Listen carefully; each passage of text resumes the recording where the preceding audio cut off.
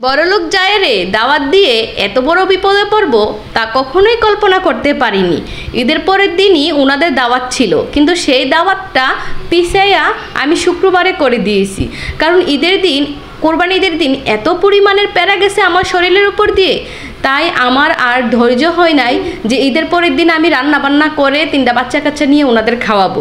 তাই আমি বলছি তাহলে শুক্রবারই আসেন, যেহেতু ভাইয়ারও ওই দিনটা অফ আছে। যাই হোক, সকাল 12টা বাজে ভাবি ভাইয়া সবাই আসে, কিন্তু আসার পরে দেখে আমি চুলার মধ্যে কোনো রান্নাই ছড়াই নাই। কারণ আমি কোনটা রেখে কোনটা করব। আর জীবনের প্রথম বড় ভাইয়া বড় ভাবিকে আমি দাওয়াত দিছি, আমি এত ছোট মানুষ হয়ে 3টা বাচ্চা কাচ্চা নিয়ে, তারপর আমার আম্মা নাই সাথে, একা হাতে কি করব নিজে বুঝতে পারতেছিলাম না। ভাবি আসার পরে আমি বললাম, ভাবি আপনি রুশটা বসান, কারণ আমি কিভাবে করব যদি না হয়ে এতগুলো মানুষের খাবার নষ্ট করে ফেলি। তারপরে ওনারা সকালবেলা নাস্তা খাইয়া আসে নাই।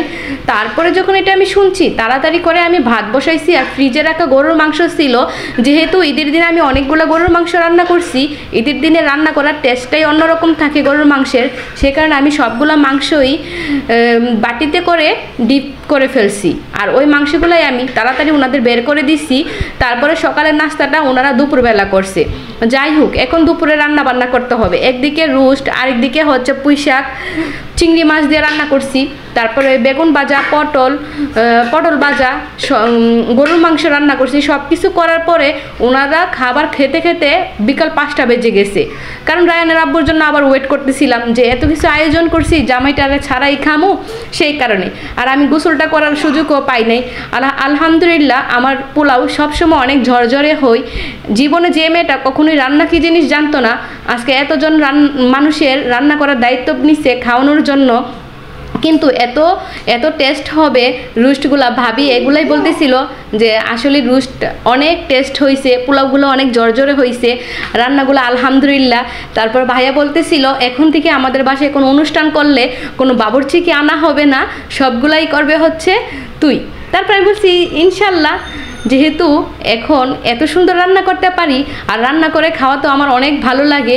তারপরে এত প্রশংসা শোনার পরে তারপরে আমি ওনাদের সাথে ঘুরতে গেলাম, ফ্রিজ কিনতে গেলাম ভাইয়া ভাবির সাথে। যেহেতু ওনারা একটা ডিপ ফ্রিজ কিনবে, তো চিন্তা করলো যে আমাকে এবং আমার হাজব্যান্ডকে সাথে নিয়েই কিনবে। তাই আমরা আমাদের আশেপাশে একটা শোরুম ছিল, সেইখানে গেছি। কিন্তু কোরবানি ঈদ হলে কি হবে, ফ্রিজের যে এত দাম তা কল্পনার বাইরে, একটুও ছাড় নাই, ডিসকাউন্ট নাই। তারপরে এখানে যাওয়ার পরে দেখি ওনারা কোনো ডিসকাউন্ট দিচ্ছে না। তারপরে আমরা এখান থেকে চলে আসলাম। বললাম তাহলে আমরা ডিলারশিপ থেকে নেই, কারণ সরাসরি কোম্পানি থেকে কোনো ডিসকাউন্ট ওনারা দেই না। তাই আমরা আবার ডিলারশিপে গেলাম। ডিলারশিপে যাওয়ার পরে আলহামদুলিল্লাহ অনেক কমই ফ্রিজটা কিনতে পারছি, প্রায় 2-3 হাজার টাকার কমে মতো কিনতে পারছি। তারপরে ভাবির বাসায় ফ্রিজটা নিয়ে চলে গেল, ভাইয়া ভাবি সবাই চলে গেল আমার বাসাটা ফাঁকা করে। আর আইসা রায়ান ঘুম থেকে উইটা দেখে তো অনেক কান্না করতেছে, আমার মেয়ে আপু কোথায় এগুলা বলতেছে। তারপর আর কি করার, আমি অনেক বলছিলাম ভাবি আপনি আমাদের বাসায় থাকেন, কিন্তু না, উনি থাকবে না। যেহেতু ওনার বাসায় এখন রাত্রি ডিপ ফ্রিজটা যাবে ওনারা নিয়ে, তো সেটিং করতে হবে, অনেক কিছু কাজ ওনার বাকি আছে।